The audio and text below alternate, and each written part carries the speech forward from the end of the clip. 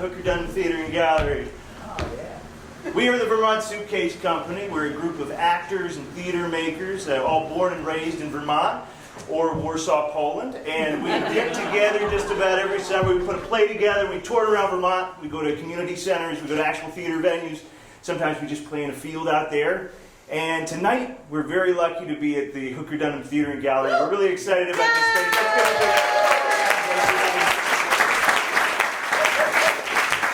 A lot of other cool stuff going on at the Hooker-Dunham Theater and Gallery these days. There's information on that out there. You can sign up for their mailing list. Also out there, you probably saw on the way in, we got a little suitcase for donations. We do survive off of donations, so if you like what we're doing tonight, give what you can. We also have some t-shirts for sale for about $12 to $20 on a sliding scale. At Vermont Suitcase Company, we feel that theater should be like a party. So we want a place where you can come, bring your friends, bring your family, have a drink. And this isn't a place that serves food, but if it was, then you could be snacking. And our show runs about 60 minutes. And without further ado, we present to you the Feeble Fantastical.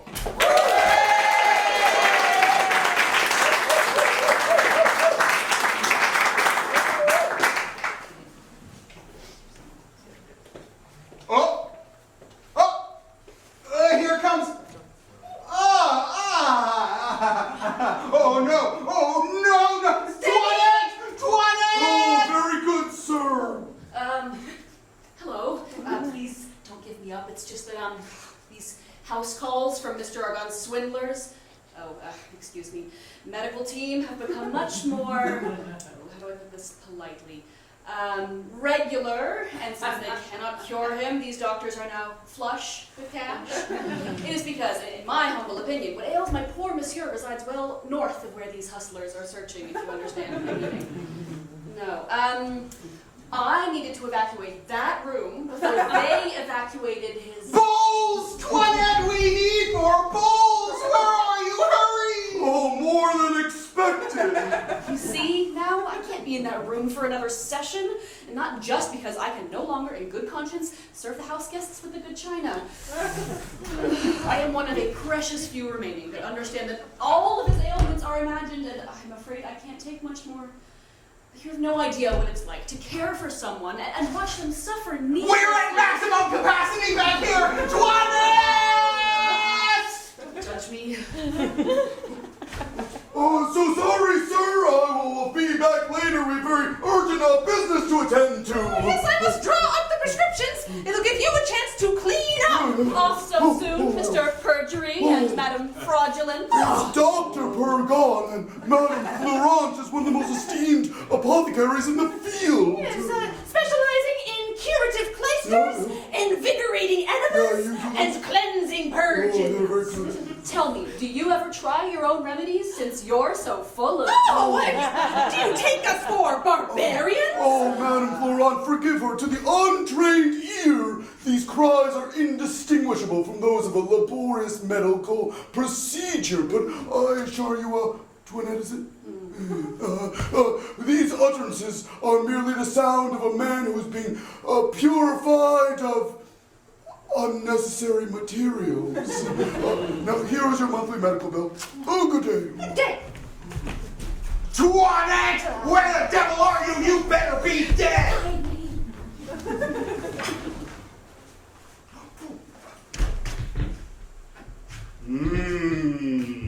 What I like about my apothecary, Madame Florent, is that her bills are always civil. Item, on the 24th, a small, insinuative clyster, preparative and gentle, to soften, moisten, and refresh the bowels of Mr. Argonne. Not needed. My conscience is a bit louder than usual today. Oh well, I'll mention it at my next exam. Where was I? Item on the said day, a good detergent clyster, compounded of honey of roses, double catholicon rhubarb, and other ingredients intended to promote the sleep of Mr. Argonne, 35 sous. It's called tea and usually taken orally. I do not complain of that, for I slept very well. Item on the 27th, a good mixture composed for the purpose of driving out the bad humors of Mr. Argonne, 3 francs. Waste of money. You haven't had any humor in years. Argonne, you're being too hard on yourself today. Deep breath.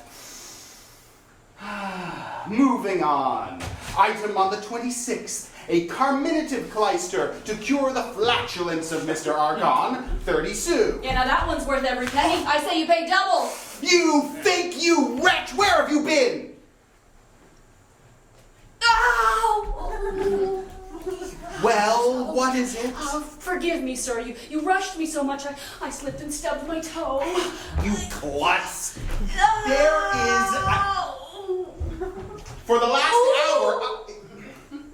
You left me to clean up a... Oh, be silent, you ginger snap! Let me scold you! If you go on scolding me, I shall cry. To leave me? Oh, I give up! Take this away, you scamp. Be careful to have some broth prepared for the supplements I am to take soon. This Mr. Pergon and Madame Florent amuse themselves finely with your body. Here, we have vitamins A through Z, biotics pre and pro, minerals, oils, salts, what's left, actual food, perhaps? Hold your tongue, simpleton. It is not for you to question the decrees of the medical professionals. They are artists. They are composers, penciling a symphony with my body, their instruments. And you are nothing more than the patron, than the usher who cleans up after their adoring patrons. Yeah. Now, call my daughter Angelique to me. I have something I want to tell her. Angelique! Oh, here she is coming of her own accord. She must have guessed your thoughts. Ah, you come just in time. I have something I want to speak to you about. I'm quite ready to hear you, Father. Wait just a moment.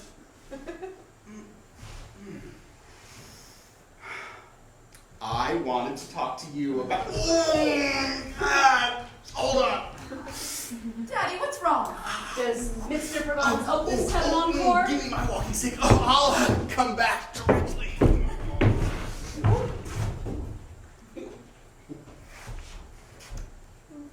Toinette, Well, what? look at me a little. Well, I am looking at you. Toinette? What's Toinette? Well, don't you guess what it is I wish to speak about? Oh, yes, I have some slight idea that you wish to speak of our young lover, for it is of him we have been speaking for the past 6 days, and you are not well unless we mention him at every turn. Since you know what it is I wish to speak about, why are you not the first to speak of him to me? Why must I always be the one to start the conversation? Well, Do you not see the daily protestations of tender, ardent love which he shows me? Oh, tell me, do you not see, as I do, something providential, some act of destiny in the unexpected adventure from which our acquaintance originated? Toinette, tell me, if a comet from high heaven above fell to earth and left an indelible mark on the lives of the humans and the animals that walk this land, forever changing the course of history, would you simply wait for me to start the conversation? oh, listen, Toinette, are you tired of talking about him? Angelique, I am far from doing so. Good. How could we not? It's crazy, right? It's crazy. Do you not think, Toinette, that he is very handsome? Certainly. Oh, that he has the best manners in the world? Quite true. And that there is always something noble in what he says and does? Most certainly. That he is very tall? Yes. Almost 2 of me. Could be. I could climb him. And that there is always something so tender about what he says to me. Indeed. And that there could be nothing more painful than the restraint under which I am kept, for it prevents all sweet intercourse and puts an end to that mutual love with which heaven has inspired upon us. Here's your father coming back. I say, Angelique, I have a piece of news for you, which perhaps you did not expect. You have been asked of me in marriage! How is that? Oh, you're smiling. It is a pleasant word, is it not? Marriage. Oh, there's nothing so funny to young girls. Oh, nature. So I see there's no need of me asking if you are willing to marry. Oh, I ought to obey you in everything, Father. I am so glad to have such an obedient daughter. The thing is settled then, and I have promised you. Oh, it is my duty, Father, blindly to follow all you will determine upon for me. My wife, your stepmother, has always wanted me to make a nun of you. She's bent upon that. She would not consent to this marriage, but I carried the day, and my word is given. Really, sir, I am pleased with you for that. It is the wisest thing you've ever done in your life. I have not seen the gentleman in question, but I am told I shall be satisfied with him, and that you too will be satisfied. Most certainly, Father. How? Have you seen him then? Since your consent to our marriage allows me to open my heart to you, I will not hide that chance made us acquainted 6 days ago, and that the request that has been made of you is the result of the sympathy we felt for one another on first sight. They didn't tell me that, but I'm glad of it. It is much better that things should be so. Oh, they say he is a very tall and well-made young fellow. Yes, Father. Oh, fine build. Oh, yes, indeed. Pleasant. Oh, certainly. Good face. Very good. Oh, steady and of good family. Quite. With very good manners. The best possible. And that in 2 days' time he shall be made a doctor. Huh? Yes. Did he not tell you? No, indeed. Who told you? Oh, Dr. Pergon. Does Dr. Bruijn know him? What a question. Yes, of course he knows him since he's his nephew. Cléante is the nephew of Dr. Pergon? Oh, what is Cléante? A new type of moisturizer, perhaps. Something I should try.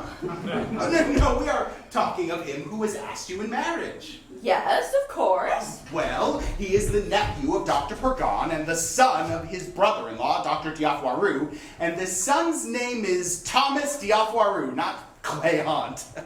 I decided upon this match this morning, and tomorrow the future son-in-law will be brought to me by his father. Oh, what's the matter? You look all scared.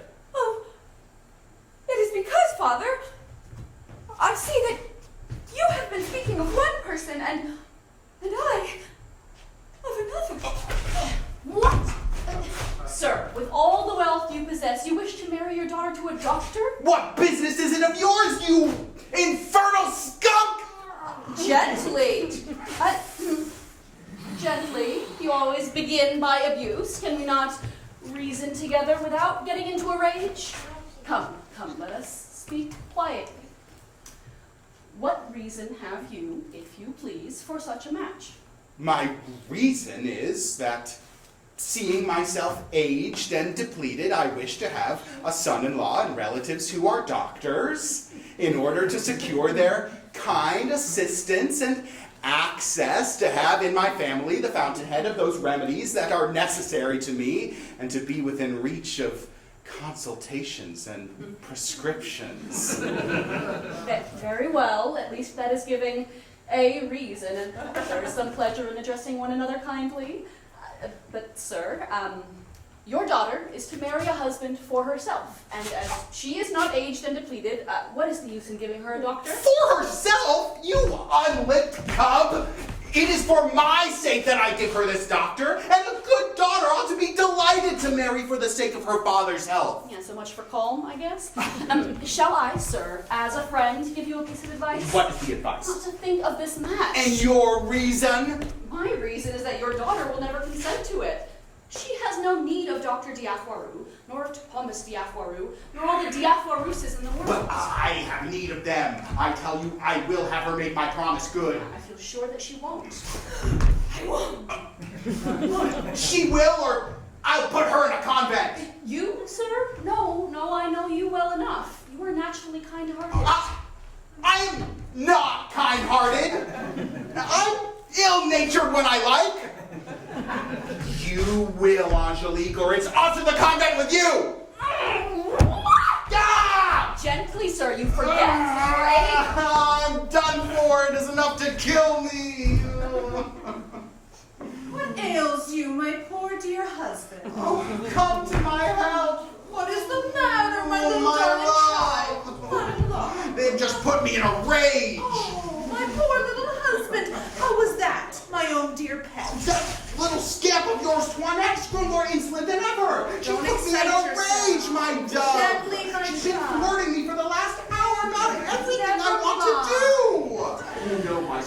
truth is. Now don't. She is the cause of all of my bile. Don't be so angry. And I've asked you ever so many times to send her away. Yes, my child, there is no servant without defects. We are obliged at times to put up with their bad qualities on account of their good ones. The girl is skillful, careful, diligent, and above all, honest. And you know that we must be careful in our day what people we let into our house. I say, Toinette! Madam? What is this? Why do you put my husband into a passion? Alas, ma'am, I don't know what you mean, and my only aim is to please master and everything. Oh, the deceitful girl.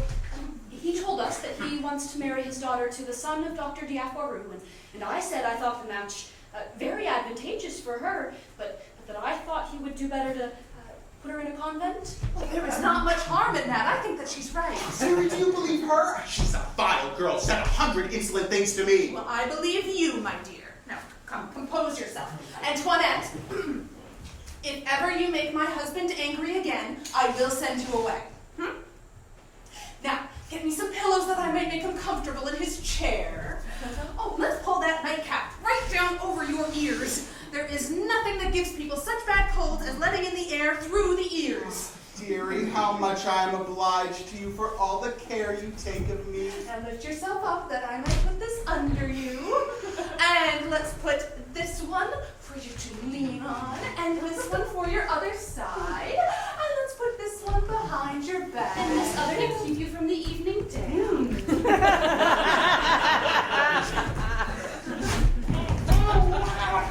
You wretch! You smothered me, won't you? Oh, you don't know the wickedness of that villain! Oh, she has altogether upset me! Oh, I shall be wanting more than 8 different mixtures and 12 injections to remedy the evil. Compose yourself a little. Darling, you are my only consolation. My own dear pet. Truly, how would I survive without your love? I only care for you as my heart commands. What?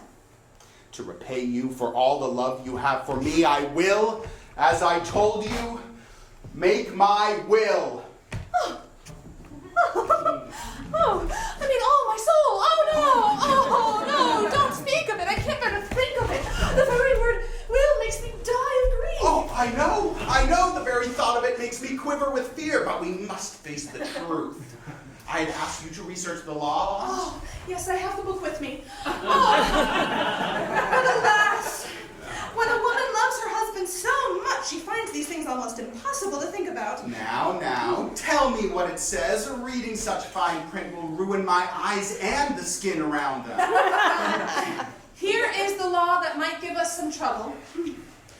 The only settlement that man and wife can make on each other is by mutual donation while they are alive, and even then there must be no children from any previous marriage at the decease of the first who dies. You see, it's illegal for you to leave me any money while you have a child from a previous marriage. It's supposed to protect children from greedy step-parents.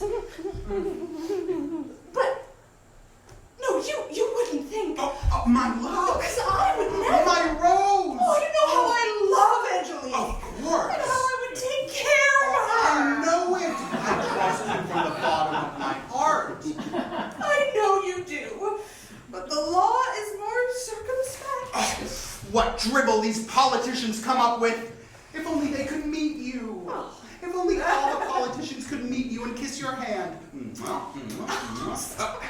Is there no way around it? Oh, well, yes, here. It says, and it breaks my heart to read it. Aside from condemning your daughter to a convent, you may, while you are alive, choose a friend to discreetly leave all your money to in due form by your will and tell him to give it to your wife after you die. You may also, in your lifetime, put in her hands ready money and bills which you make payable to bearer. Will all your money to a friend and tell him to give it to me after you die. You can probably also give me some cash now, just in case. Oh, but alas, you must not trouble yourself with all that. If I were to lose you, I'd no longer stay in the world. My darling. Yes, my duck. If I were unfortunate enough to lose you. Oh, dear wifey.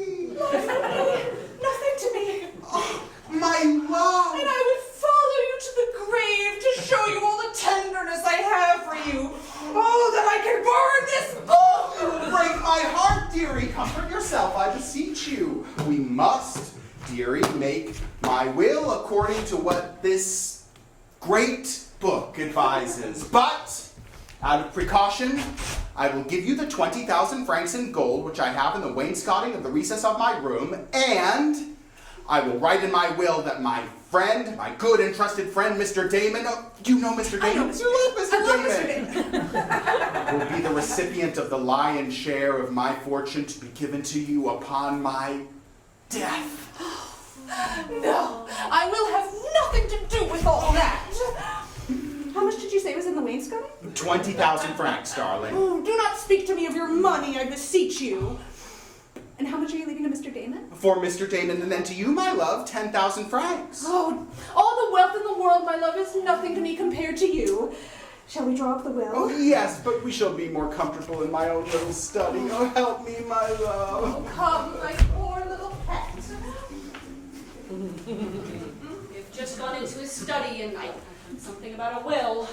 It is no doubt some conspiracy of hers against your interests, which she is urging your father. Let him dispose of his money as he likes, as long as he does not dispose of my heart in the same way. You see, Toinette, to what violence it is subjected? Oh, please, try to let Cleante know of this marriage they have decided upon. I have already sent word. Tomorrow morning, early, I will send for him, and he will be delighted. Angelique! Oh, we're called away. Good night. Trust me. What a mess.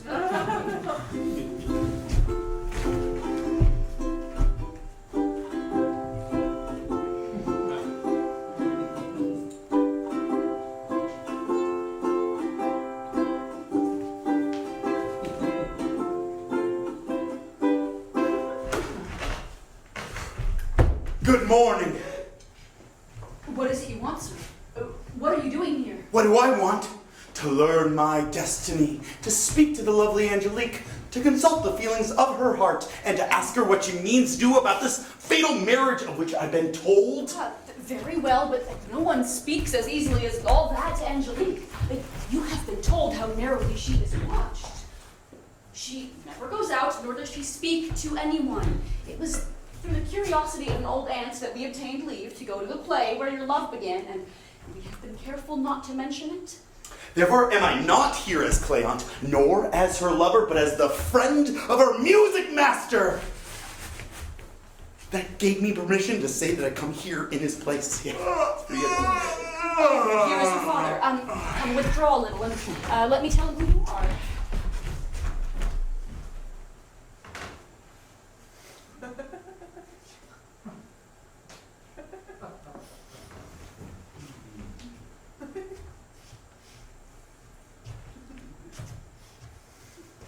Dr. Bruijn told me to walk to and fro 12 times in my room every morning, but I forgot to ask him whether it should be lengthwise or cross. Sir, there's a gentleman here. Speak in a lower tone, you glumpus. You split my head open and distract me from my walking. I say, sir, that there is a Speak gentleman. lower, I tell you. Sir. What? I say that there is a gentleman. What is it you said? I say there's a gentleman here. Oh, you moronic clapbox! You did that on purpose! Let him come in. Sir! Ah, do not speak so loud for fear of splitting open the head of Mr. Argonne.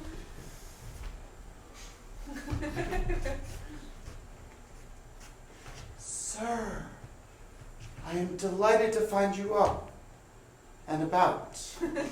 I was sent by your daughter's music master, who is obliged to go into the country for a few days. He is sending me here in his place to continue her lessons, for fear that, if they were discontinued, she would forget what she has already learnt. And 12.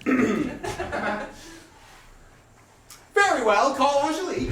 Sir, I think it would be better to bring the gentleman to her room. No, make her come here. Oh, but, sir, he cannot give her a proper lesson unless they are left alone. Yes, he can.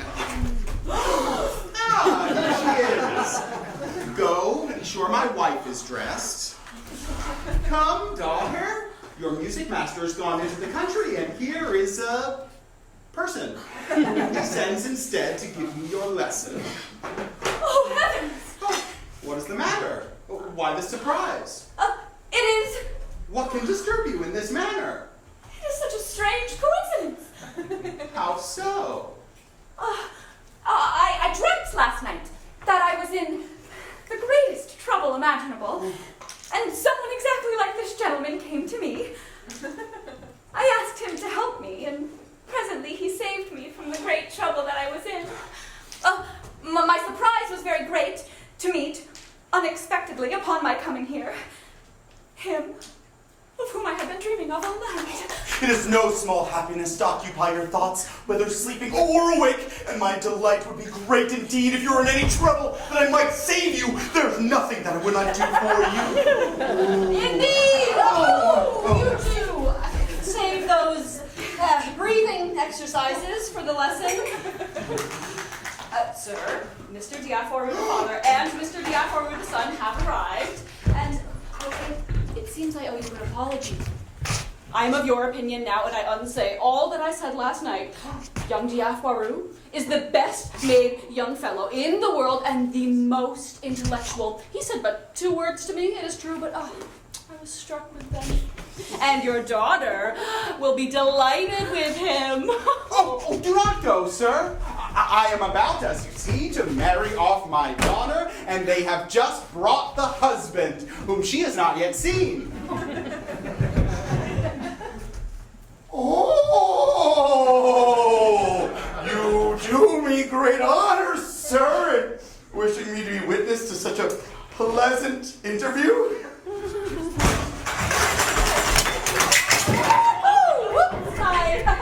I tripped and dropped everything. Do be more careful, you clumsy twig. Anyway, he is the son of a very important doctor, and the marriage will take place in 4 days. Oh, indeed! Whoa! Such a draft in this house. I must have left a door open. Are you drunk? You know Dr. Pergon forbade me from having an uncovered head. Oh, please inform her music master of it, that he may be at the wedding. I will not fail to do so. And I invite you also. You do me great honor, sir.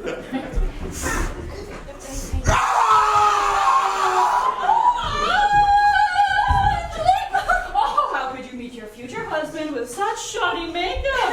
He's a doctor, after all. Finally, some sense comes out of her mouth. Yo ho ho ho! Well, here they are. Come, make room, make room.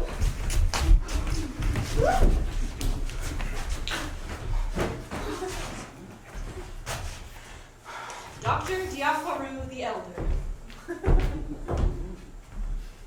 Good day. And his son Thomas. Good day. Now, Thomas, come forward and pay your respect. Ought I begin with the father? Yes.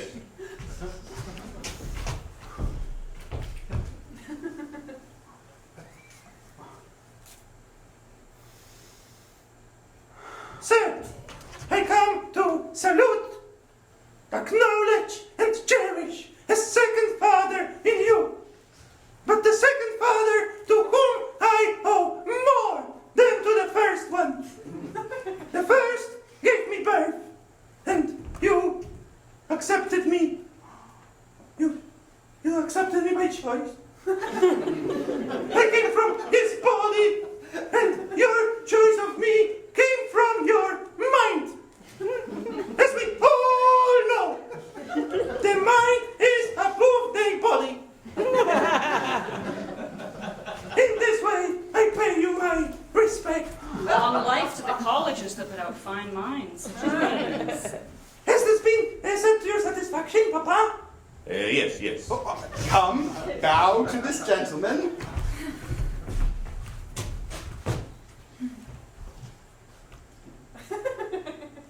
Shall I kiss? Yes. Madame, of justice that heaven has given you the name of stepmother, since we see in you steps towards perfect beauty. It is not my wife you're speaking to.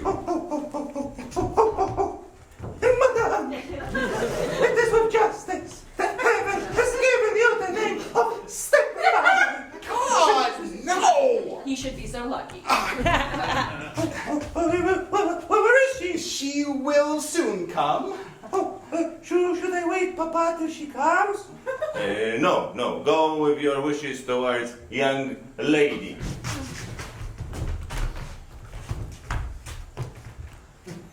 Madame, as the statue of Memnon gave forth a harmonious sound when it was struck by the first rays of sun, in like manner I sing at son of your beauty.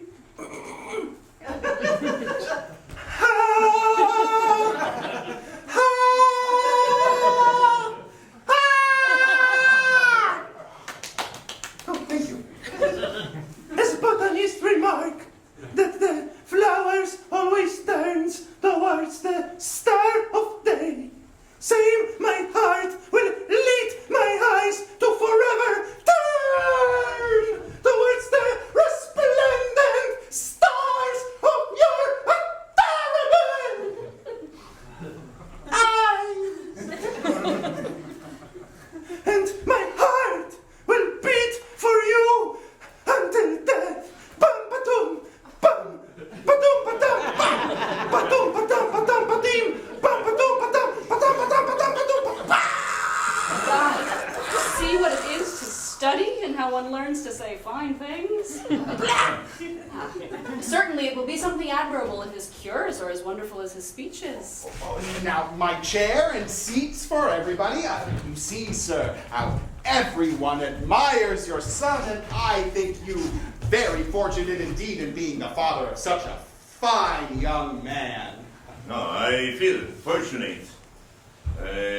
You will notice he has a remarkable armspan and a large, roomy mouth. These glasses, cosmetic. 20/20 vision. But Papa, I don't see well at night. Hush, Thomas. I've been measuring his vitals since birth, and if my calculations are correct, with light exercise and balanced diet, he will live until at least 62. Wow. That's old for right now. Moreover, with permission of this gentleman, I invite you one of these days to amuse yourself at the dissection of a body that I am to give lectures on. Silence. That will be a pleasant treat. There are some who give the pleasure of seeing a play to their lady love, but a dissection is much more gallant. Moreover, in respect to the qualities required in marriage, I assure you he is all you could wish, and his children will be strong and healthy. Hush, Thomas. Sir, please make my daughter sing before the company. I was waiting for your command, sir, and I propose, in order to amuse the company, to sing with the young lady a short operetta that has lately come out. There's your part. Oh, my. Are the verses pretty? Oh, it is really nothing but a small extempore opera. What you shall hear are rhythmic prose or sort of a regular verse, such as passion and necessity make two people utter. Very well, let us hear. The subject of the scene is as follows. There's a shepherd, Turkis, that's me. He spies a shepherdess, Phyllis, that's her, in a meadow, fresh with dew. He sees her. Her beauty overwhelms him. But lo, a scoundrel approaches. Good sir, would you play the part? I look. It's a new part. Okay. He's annoying the young maiden with shocking facial expressions. Pray, sir, I know not how to shock. Oh, do not worry, sir. You have a natural facial gawk that will serve quite well to shock. I see. I will let my mouth hang and gape to shock the maiden. Oh, very good, sir. And the shepherd, that's me, drives the scoundrel off. See how I grunt! Stop that! Oh, the violence creates tension, sir, from which love bursts. Yes, of course. I understand this. Yes. I'm sorry. Now, the shepherd and the maiden fall in love! I love you, Turkey! I love you, Phyllis! Carry me away! Oh. I am desperate! But lo, the father comes anon with a shocking scoundrel in tow. He has promised the maiden's hand to the hang-jawed knave. She weeps. He curses. They sing. Good shepherd, I won't forget your kindness. For the fates have chosen their wicked way. We're punished by my father's blindness. The day is broken, I cannot stay.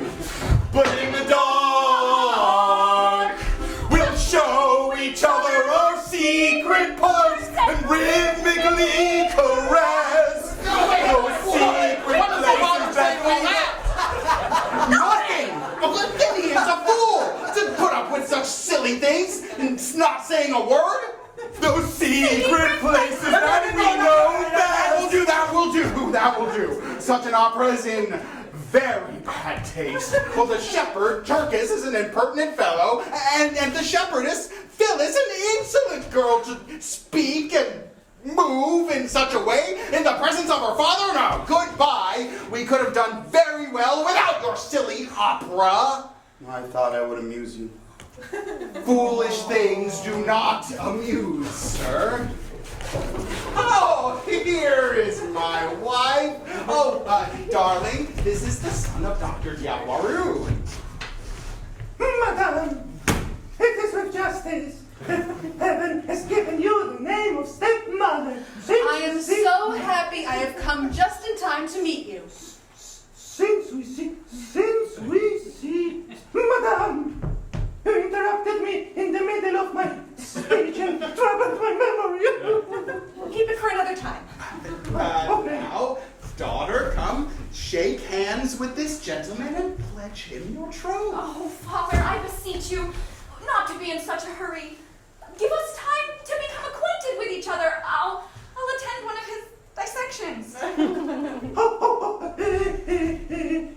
feel I've known you all my life, as far as I'm concerned, and there is no occasion for me to wait. Though I do have a little rod and a scalpel in my bag, if you wish. I am not so quick as you, sir. No nonsense. There will be plenty of time for scalpels and getting to know one another after you are married. Father, I beseech you, give me time. Marriage is a chain which should never be imposed by force. She may have some other inclination in her head. Your thoughts are all in favor of marriage, but that you would choose a husband for yourself. If my father will not give me a husband I like, at least I beseech him not to force me to marry one I can never love. If I were you, my love, I would not force her to marry. I know very well what I should do. We all have our own reasons for marrying. For my part, as I only want a husband that I can love sincerely, and as I intend to dedicate my whole life to him, I feel bound, I confess, to be cautious. There are others, madam, who see in marriage only a matter of mere interest, and who marry only to get a settlement and to enrich themselves by the death of those they marry. They pass without scruple from husband to husband with an eye to their possessions. These, no doubt, madam, are not so difficult to satisfy and care little what the husband is like. Oh, goodbye. Yes, we'll stay in touch. We shall take our leave. It was nice to meet you. Goodbye. Oh, gentlemen, I beg your pardon for all this. You are very full of reasoning today. I wonder what you mean by all this. I, madam, what could I mean but what I said? If what you mean is what you say, then say it meanly. I fear not. I'll say what I mean as I mean it. As long as in its meanness and its meaning you find your manners, it matters not to me. Good. I think we understand each other. I will withdraw from your presence. Well? You will marry this gentleman or you will go into a convent. I give you 2 days to consider. Don't be anxious, darling. I'll bring her to reason. So sorry to leave you so soon, my love, but I have some urgent business which calls me to town. I shall soon be back. Go, darling, and finish up the will, and be sure to include you-know-what. Before I go, I must inform you of something you must be careful about. While attending a play recently, an acquaintance of mine says they saw Angelique there with a young man. A young man with my daughter? And what's worse is that this very morning my acquaintance saw this same young man in this house. In this? Wait, your acquaintance was here this morning? Never mind that, my love. The young man was this substitute music master? The shepherd. Oh, and at the play, as they giggled in the shadows, he appeared to have kissed her hand. Try to get some rest, my love. I shall soon be back. Children are no longer children nowadays. Oh, I don't even have enough time to worry about how sick I am.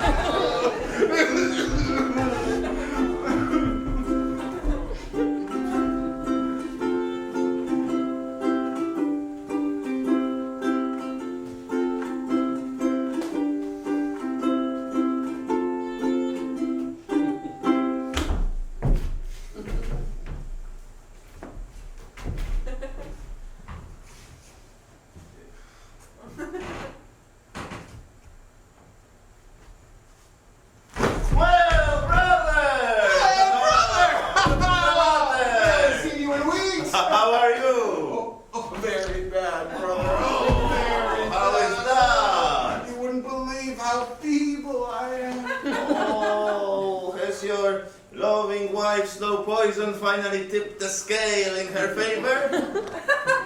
I don't even have the energy to smack you for that comment. Apologies for my truth, brother.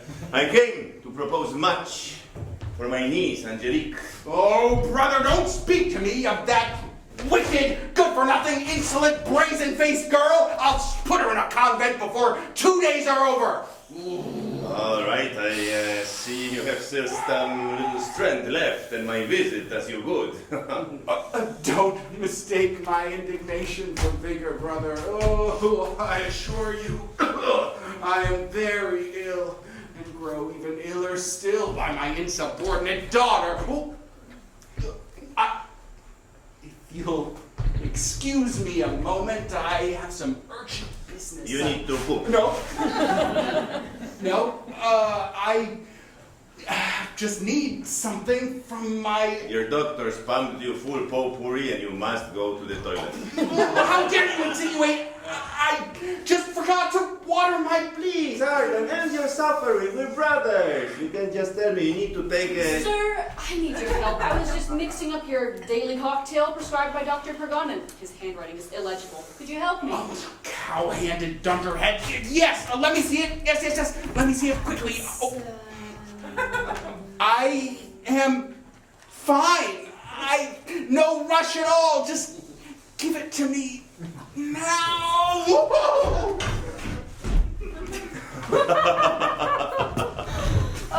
Pray, do not give up the interest of your niece. Oh, I shall do everything in my power to forward her wishes. We must prevent this foolish marriage which he has got into his head from taking place. In what way? I have an idea. It is rather an absurd one, and it may be more stupid than good, but... Here's our man coming back. Now, play your own part. Ha! Same robes! Success! You may go now if you have nothing material to add. I am of late material free. It is material you want, brother. How it is that with all the wealth you possess, and only with one daughter, you're speaking of sending her to a convent? How is it, brother, that I am the master of my family and can do all I think fit?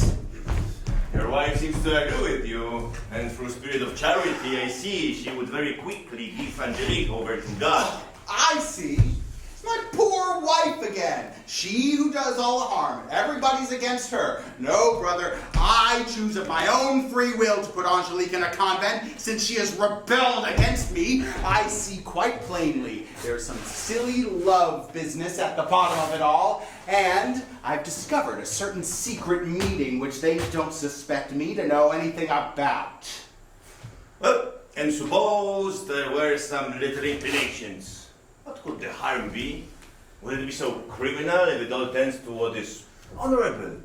Marriage! Be that as it may, she will be a nun. My wife says so. I mean, I have made up my mind. Can no more bear with your infatuation about your doctors than with your infatuation about your wife, and see her run headlong into every snare she lies for you. Oh, sir, do not speak so of mistress.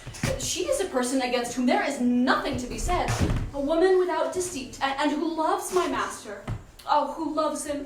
I cannot express how much. Oh, well, just ask her all the caresses she lavishes upon me. Indeed. And all the uneasiness my sickness causes her. Certainly. And all the trouble and the care she takes about me. Very true.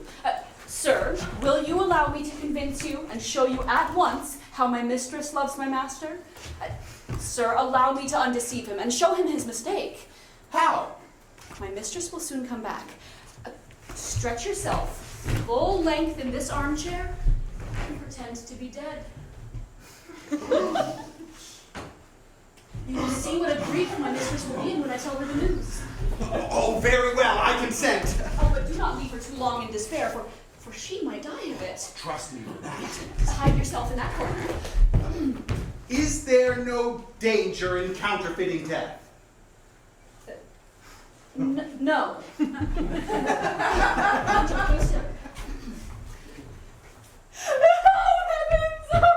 matter? An accident. What ails you? Your husband is dead. My husband is dead? Alas, yes, the poor soul is gone. Are you quite certain? Yes, quite certain. Nobody knows of it yet. I was all alone here when it happened, and he's just breathed his last in my arms. Just look at him here, stretched full length in his armchair. Heaven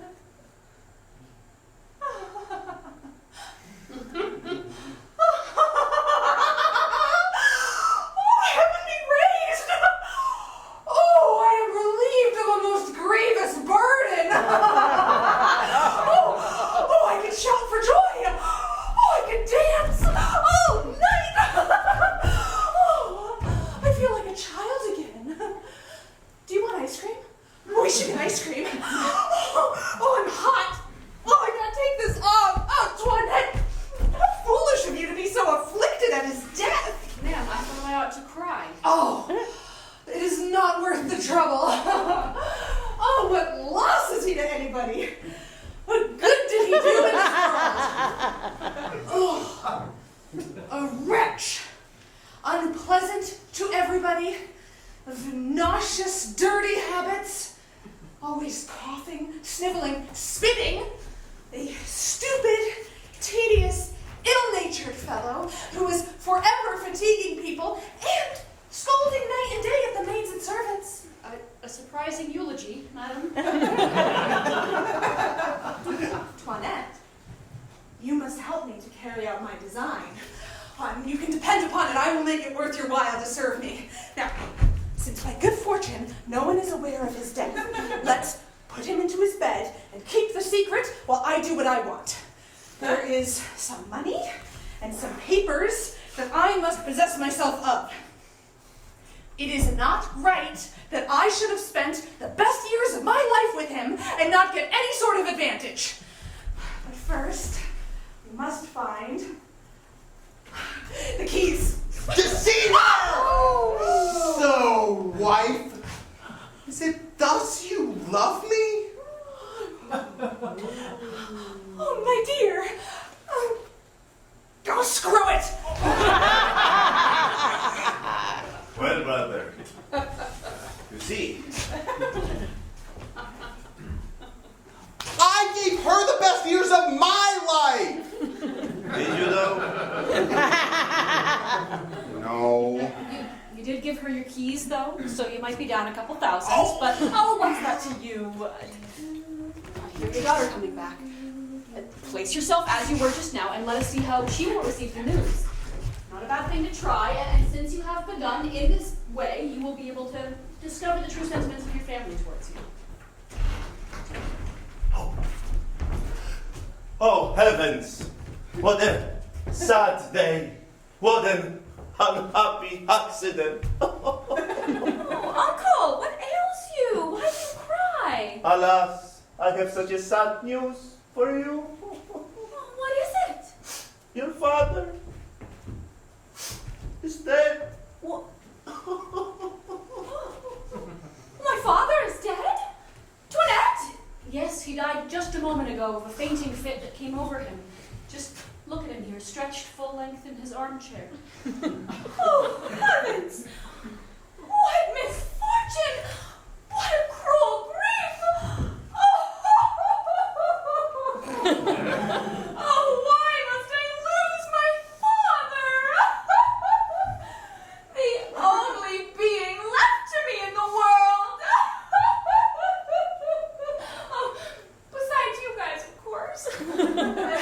Oh, why must I lose him, too, at a time when he was angry with me? Oh, what will become of me?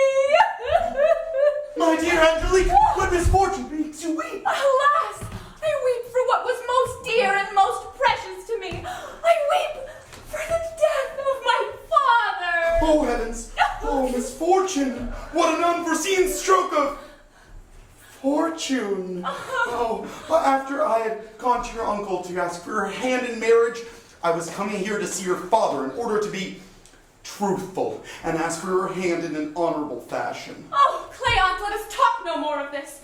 Let us give up all hopes of marriage. Yes, now that my father is dead, I will have nothing to do with the world and will renounce it forever. Oh, yes, my dear father, if I have resisted your will, I will at least follow out on one of your intentions and will by that make amends for the sorrow I have caused you. Oh, let me make you this promise here and kiss you as proof of my repentance. Oh, my daughter! Zombie!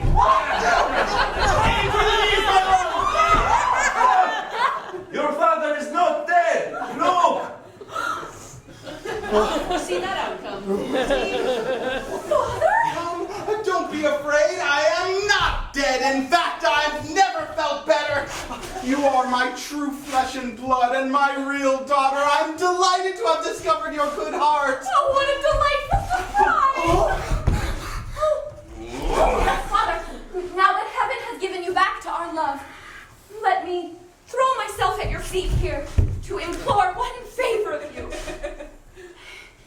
If you do not approve of what my heart feels and refuse to give me Cleant as a husband, oh, I conjure you, at least not to force me to marry another. That is all I have to ask of you.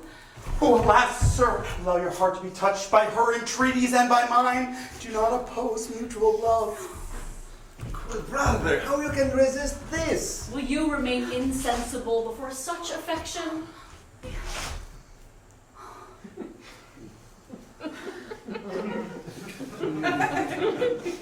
Well, let him be made a doctor, and I will consent to the marriage. Yes, turn doctor, sir, and I will give you my daughter. Very well, sir. If that's what's needed to become your son-in-law, I will turn doctor, apothecary too, if you wish. Well, then I give you prescriptions. Yeah, it's not such a difficult thing after all. And I would do that and much more to obtain for you the hand of fair Angelique. Oh, Yeah. Oh, this is exciting. I'm excited. Doctor. Brother, it just strikes me. Why don't you turn doctor yourself? It would be much more convenient to have all what you want within yourself. Very true. That is the very way to cure yourself. There is no disease bold enough to dare attack the person of a doctor. I imagine, brother, you're laughing at me. Can I study in my age? Study? What need is that? You're clever enough. There are great many who are not even a bit more clever than you are. But one must be able to speak Latin well and know the different diseases and the remedies they require. When you will put the cap and the gown of a doctor, all of this will come of itself. And soon afterwards, you will be much more clever than you care to be. What? We understand how to discourse upon disease when we have that dress? Yes! Now, go fancy yourself as close to doctor as you can within your wardrobe. Now? Yes, in your home. In my home? Yes, I know a body of physicians, friends of mine, who will come presently and perform a little ritual inside of your hall. It will cost you nothing. But what do I say? What shall I answer? You will be instructed to repeat a couple of sentences, and then you will be welcomed into the ranks of the scholarly. Now, go dress yourself directly, and I will send for them. Very well. Let it be done! Go quickly, disguise yourself. Let's prescribe the gingerine for the fungal spread. Oh, Dr. Fergon, Dr. Florent, just in time. We're about to perform a little induction ceremony. Please, will you join us? Okay. Yeah, okay. How do I look? Oh, brother, you look the part. Now, I will pass the ceremony to your soon-to-be colleagues. Join me, my faculty.